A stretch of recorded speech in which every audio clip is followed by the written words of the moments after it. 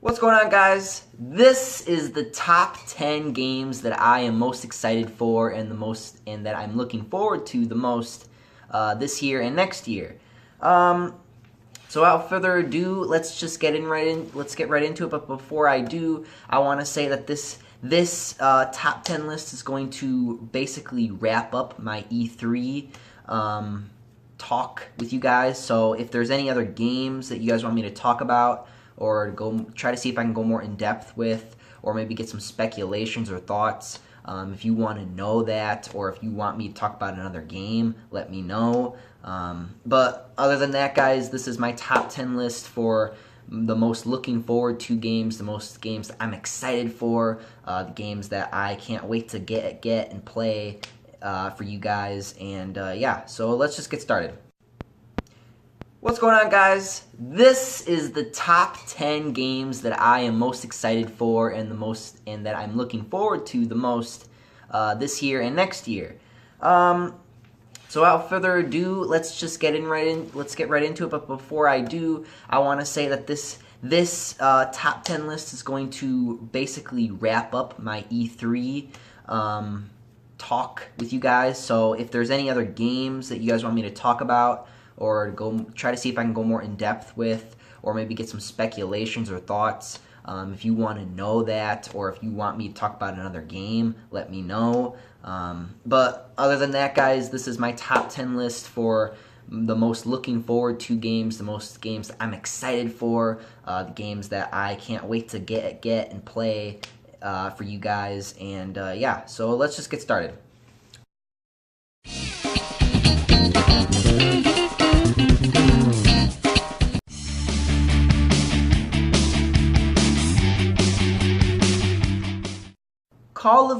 Number 9, Call of Duty World War II. Now, a lot of people, nobody watched my Call of Duty World War II. I'd appreciate if someone did.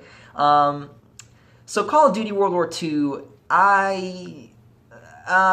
like I said, I'm not a huge fan, but I am trying to get into the Call of Duty community, trying to be a part of it, trying to enjoy it, trying to get on board, because I do like some of the games. I've played Advanced Warfare. I played the demo for Infinite Warfare. I know a lot of people didn't like that.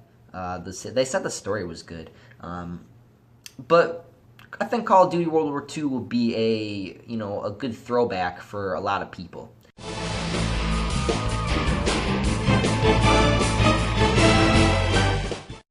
Number 7, God of War.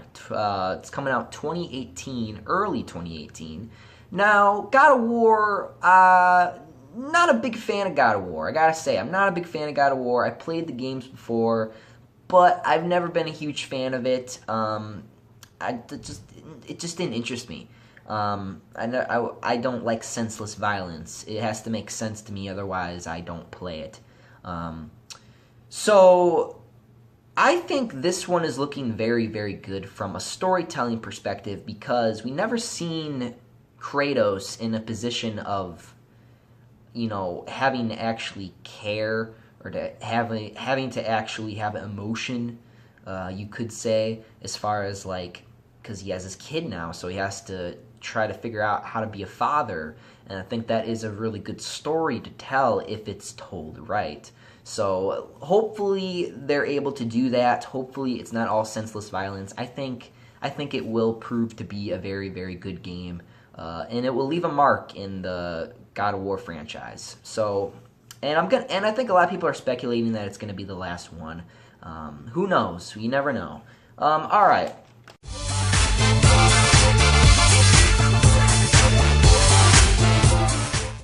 So, number 6, Dishonored, Death of the Outsider. Now, I played Dishonored 2, I played Dishonored 1, I played and beaten Dishonored 1, loved it, played Dishonored 2 for you guys, didn't finish it, we're gonna finish it. I'm enjoying it so far. For some reason, I'm having problems with the controls, but this game is looking pretty interesting. I don't know if I'm excited, really, because of the $30 mark that they set for this expansion, which really irritates me. So yeah, there's that. And also what I want to do is I want to also include in this the Uncharted Lost Legacy, actually as an honorable mention, because that game is looking very good too, but that one is, again, that one's at a $30 price too. So there's that. So both of those games are at a $30 price for an expansion of DLC, which is really stupid in my opinion. I think they're gonna keep upping the prices with DLC, which is not a good thing.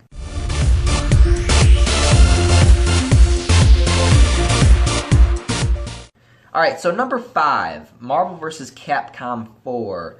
Now I gotta say this. I've never played them. Never played them. I think I've been saying that a lot in this video. I've never played a Marvel vs. Capcom game. I think that there's a possibility now that there's a story. I'm probably going to play it for you guys. I just never been into that type of game. I played Mortal Kombat, loved Mortal Kombat, played the Injustice 2, loved Injustice 2. Did have issues with that one though. But overall, my fighting game genre is kind of short. It's kind of small. I don't really like to play games, you know, like Street Fighter. They're good. I'll admit that they're respectably good, but I probably won't play them and like buy them, play them. I'll probably just, you know, play them at a friend's house or something. All right, so.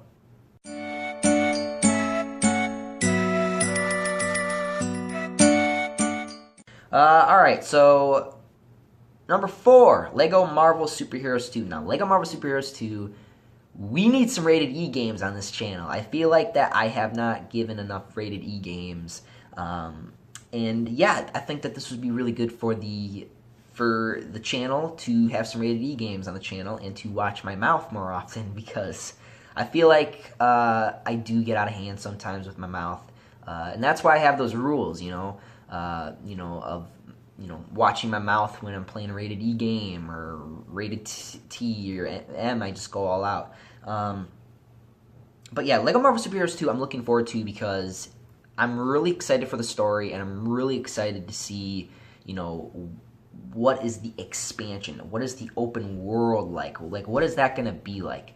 We've seen that in the past with other LEGO games, but I feel like that this one has the opportunity to give us more than any other LEGO game. So yeah, there's that.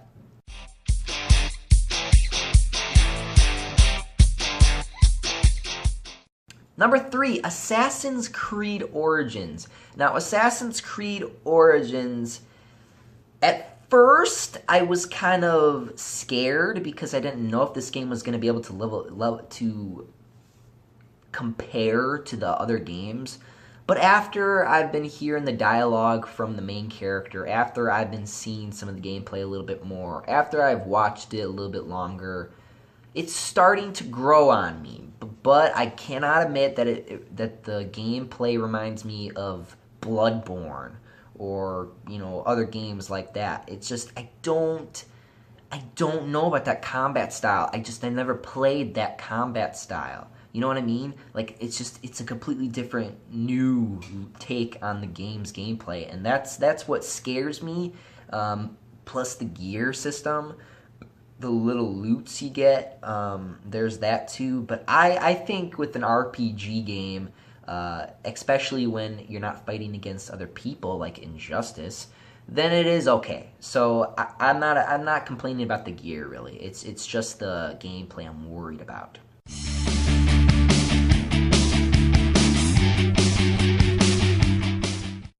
Number 2, SpiderMan PS4. Now, I know a lot of you are probably thinking that Mike's going to put this at number 1, but I didn't put it at number 1 because I feel like that because Miles is in this, I feel like they're gonna freaking do Red Dead. They're gonna do what they did with Red Dead Redemption, with Rockstar did, where they will kill the main character and you'll play as the rest of the game as Miles. That's what I'm scared of, and I'm not looking forward to that. But Insomniac has said that it's their own thing. It's not connected to comics. It's not connected to movies. So maybe there's a glimmer of hope that Spider-Man will stay as the main character. Miles will just be this kind of fanboy or this like, you know, character that can maybe inspire Spidey, or he can inspire Miles type of thing. But yeah, that's why it is at my number 2 spot. All right, so